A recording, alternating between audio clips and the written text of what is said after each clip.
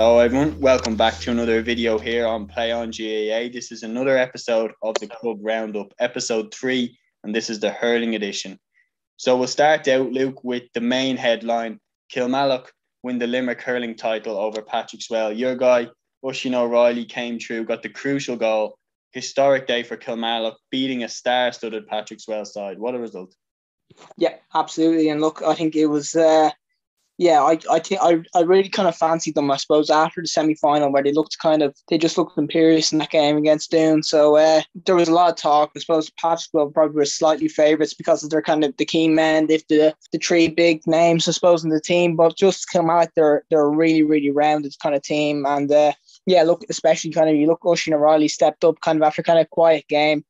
But then when the game's there to be won, he kind of plucked that ball from the sky. He pretty much survives being assaulted 3 times on the way through to the goal, where Sean O'Brien kind of pulled across him 3 times. Could have seen red, I suppose, straight red for all 3 of those kind of hits that he put across him, but still power through, put in the back of the net when he was clearly hurting. So look, it was a huge moment in the game as well.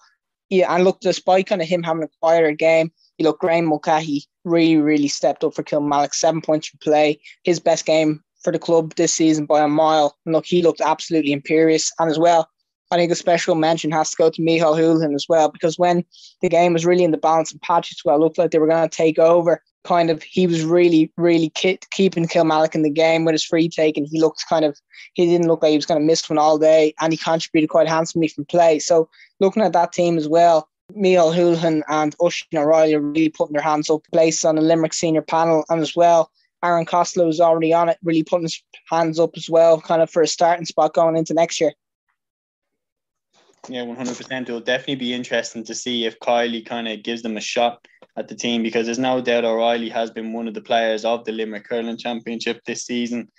And yeah, they just had stars all over the pitch. Philip O'Loughlin, the team's captain, was fantastic for them. As you've mentioned, Houlihan as well was fantastic all throughout the game. Yeah, Barry Hennessy, safe pair of hands there in goal. Aaron Costello, as you mentioned, fantastic game from him. Gavin O'Mahony played very well as well. Just all throughout, they just had match winners all over the pitch. Against the Patrick Swell side, they didn't play at their best, Patrick Swell. I didn't think, they didn't hit the heights that we expect from them usually, but they still put up an almighty fight against Kilmallock. Yeah, but I think Kilmallock deserving winners, and congratulations to them.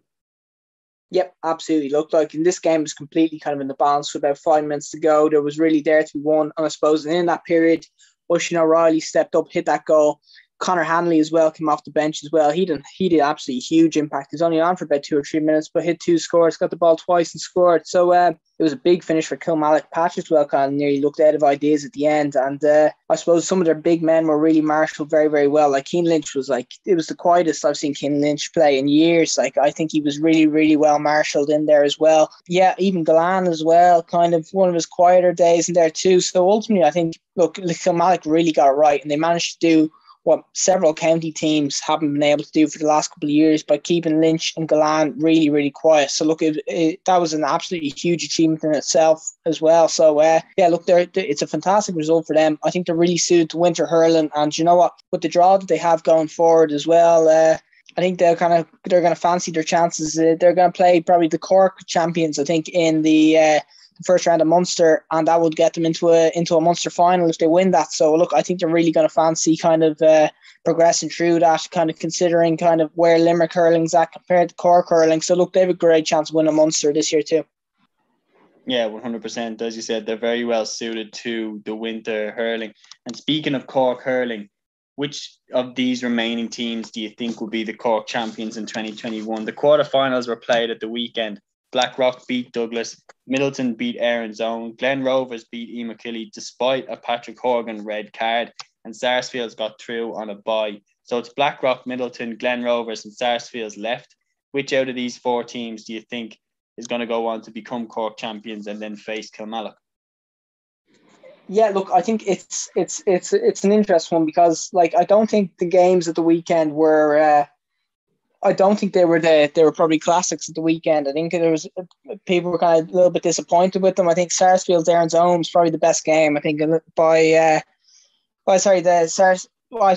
Middleton versus Erin's Own game with the 23-19 results, I suppose, was probably the best game of the weekend. So look, I think I think that you're probably looking at kind of the favourites from last year's kind of title winners. Blackrock probably are still the favourites. You look kind of, they've got Alan Connolly up front as well, who's absolutely flying right now. And I suppose as well, kind of some of their other key players too that they've got in there it's probably hard to look past them right now. But look, I think Sarsfields were the best team in the group stage, and obviously they have the bye next week. They had the bye this week, kind of following their top place in the group. So it'll be interesting to watch them as they go on. Glen Rovers probably just about limped over the line against Enniskillen. I know they had the red card to Horgan, but they weren't very impressive at all, and potentially they're going to be without Horgan for the semi-final. So I do think I'd probably be looking at either Sarsfields or Blackrock right now as probably my favourites, and I'd be going with Blackrock probably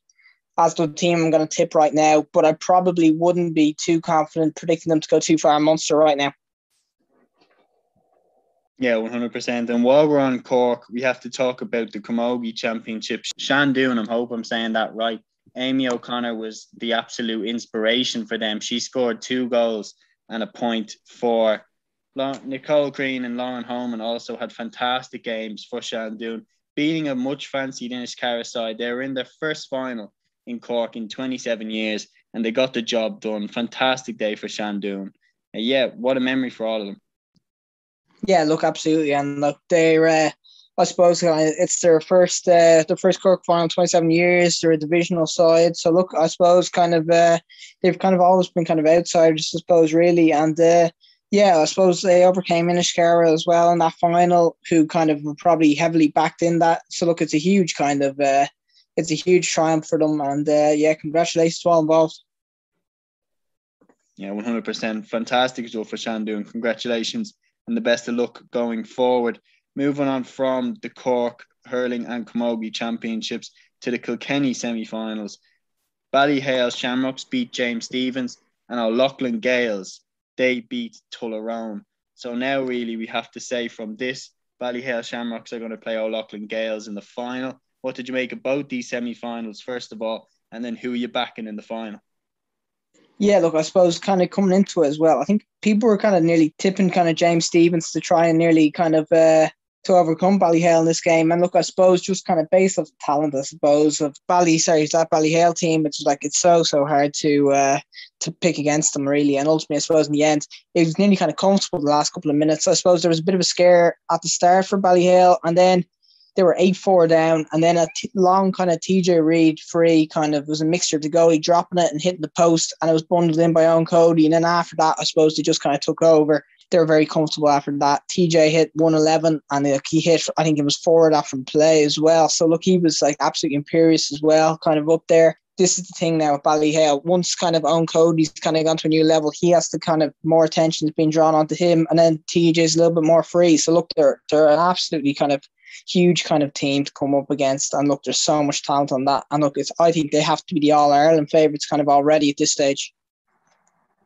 Yeah, I agree. So I take it then that you're tipping them to beat O'Loughlin Gales in the final? Yeah, I would be actually. And I think, look, it was a good win for O'Loughlin Gales, but look, I think obviously Tullaroan are not kind of long in senior championship and are still kind of developing as a team. I know they've all the Walshes in that team, and look, between with Porrig and Tommy and fullback as well, look, there's some kind of key players. I think it's a huge step up for O'Loughlin Gales the next day as well. Kind of just a special mention, I suppose, on the James Stephens team as well, by the way, that although they were beaten on today, special shout out to Niall Brazel, who was absolutely kind of imperious in the day as well. He played centre half back for them, and he cleared an absolute world of ball and was on so much ball as well. And I think I would say kind of tip early on that I think that he is going to have a huge say in the Kilkenny team last year. I know he left the panel last year during the middle of the season, but I think he's got a great chance of pretty much breaking into a starting spot in Kilkenny next year. But going back to O'Loughlin Gales, look, they have some they do have some really good players, particularly Paddy Deegan. I know his positioning's been kind of really interesting this year, that he's been starting full forward in games. It didn't really work, and then he ultimately kind of dropped back around the middle where he absolutely dominated from there. So it'll be interesting to see where he lines up in the final. But I think, look, they're going to need an almighty performance to beat what is probably one of the most talented club teams we've ever seen. Yeah, I agree with you. I think that Ballyhale are just a little bit too good for our Loughlin Gales, as good as our Loughlin Gales have been up to this point. And I agree with you about Niall Brasso. In my opinion, I think he's a shoe-in to get into the Kilkenny team next season if he wants it, because not only that, he's going into a Kilkenny line where they do need some injection of talent in there. They've been playing around a lot with the likes of James Maher, Michael Carey. They can't really settle on their favourite half-back line. So I think Niall Brassel, if he wants it, I think it's there for him, especially after a performance like that. Moving on from Kilkenny, in the Ulster Hurling Championship, our Slough-Neil versus Dunloy grudge match is in the works. Slough-Neil beat Kevin Lynch Hurling Club to win the Derry Club Championship. And now with Dunloy obviously completing the 3 in a row in Antrim, that match is on. And, are you backing Slough-Neil more after this result? Yeah, look, they really had to put it up to them, I think. And this was kind of Kevin Lynch has really kind of made them work for it. And there was that kind of spell in the second half where Conor Kelly hit 2 goals on the point, I suppose, that really dragged Kevin Lynch back into it. And ultimately, in the end, kind of, Slough-Neil, they really had to work for their win in the end. And look, it was a kind of bruising encounter where, I suppose, at the end, where Shane McGuigan, O'Doherty, Chrissy McKaig all kind of picked up knocks in the end, all limped off. So, look, that's obviously a concern for them going into that Dunloy game, that their 3 pretty much key men kind of did pick up knocks. I think most of them should be fine going forward, but still, look, it was a bruising enough encounter. But I think some kind of key members really stood up towards the end with Cassidy and Corn for Brendan Rodgers as well. So look, it's they're a formidable outfit up there, and I just can't wait to watch that Slough-Neil Dunloy game, because he looked kind of at Dunloy, kind of some of the emergence of Keelan Malloy and kind of Cathal Cunning in the last couple of years, I suppose, for Antrim as well, and to see these players come up against each other once again. The last couple of years, Slough-Neil have kind of had the edge. But I do think that Dunloy have come on leaps and bounds. So I do think that Dunloy are in a great position to maybe put it up to Slough-Neil. So I just can't wait to watch that one. Yeah, me too. It should be a fascinating match. So, guys, that is our full recap of all the hurling action which took place over the weekend in the All-Ireland Club Hurling Championships. Guys, that is the Hurling Club Championship review. That is the Club Roundup Episode 3 Hurling Edition done here on Play on GAA. We hope you enjoyed it. And until the next episode, guys, take care.